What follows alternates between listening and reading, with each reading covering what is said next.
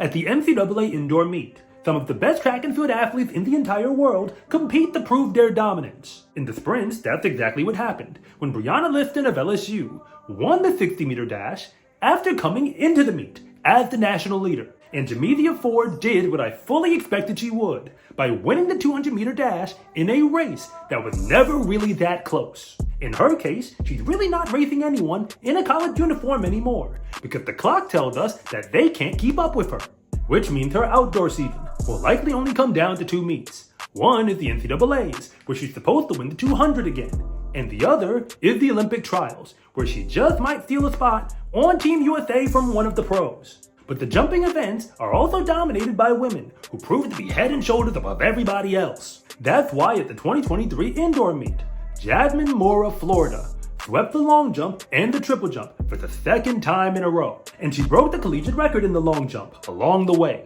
However, she is not in college anymore, so we knew there had to be a brand new national champion. Yet nobody really expected that Sydney Willits would be that woman. She went 22 feet 1.5 inches to win the long jump at the NCAAs, representing Iowa State. That not only made her the national champion, but the only point-scoring woman for the Cyclones that weekend. And get this, she's technically not a true long jumper. The entire time she's been in college, she has competed as a multi in the pentathlon and the heptathlon.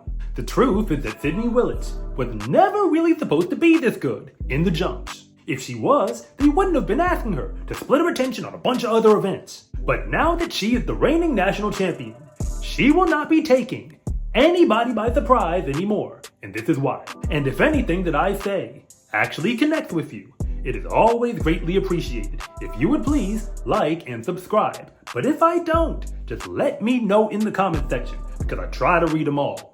First things first, I need to make it clear why I said Sydney Willits was not supposed to be this good. At the high school level in Illinois, she would have rated as a low 4-star recruit on SCArecruiting.com at the end of her junior year. That means she was first team national elite in one event on mile split, but not a serious threat to win anything at the high school national meets. And I'm just gonna let you guess which event that was.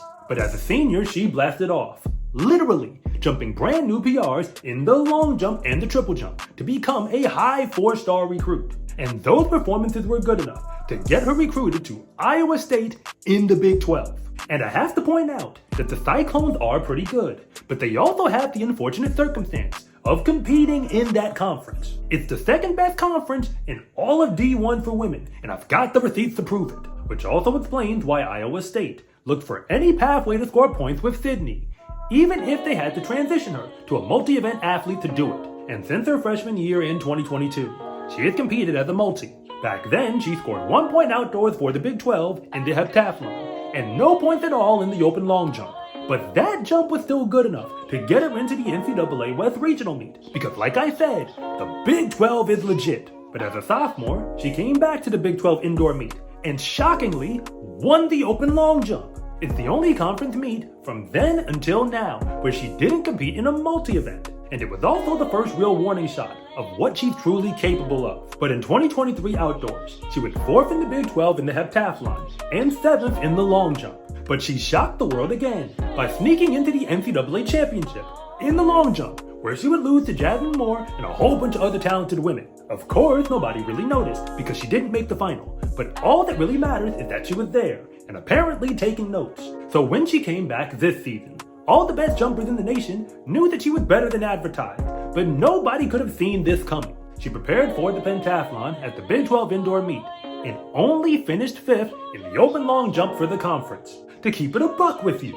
athletes who don't win medals in their conference are not supposed to be a threat to win anything at the NCAAs. So when she arrived in Boston to compete in the long jump exclusively, nobody really expected her to make the final, much less win the entire event on her last and final attempt. I have no idea what the future of Sydney Willits' career will look like, but I can tell you that the secret is out. She was a 4-star recruit who committed to a school that has a reputation for competing against the best, even if they don't have a rep for actually beating the best. They tried to score points with her the best way they knew how, because there was really no guarantee she would ever score a bunch of them in the jumps in the Big 12. Sydney proved them wrong by winning the conference in the long jump, the first time they actually let her focus on it. And even though that was more than a year ago now, she's continued to prove that she belongs among the nation's best. And now, she is a national champion in the long jump, which was always her best event way back in high school. And if you have a flair for the dramatic, she got the job done on her last and final attempt of the national meet. Sydney Willits may or may not win another NCAA title, but now everyone knows that it is actually possible, including Iowa State. And I would be shocked if they ever ask her to focus most of her attention on any other event from this point on. SCA track and field gear is here. Fast is a lifestyle, and what you wear should reflect that. Order yours at scarecruiting.com/shop or use the link in the description below. It's a huge support to me and this channel, so I can continue to make you more content like this. And remember, it's always greatly appreciated if you would please like and subscribe.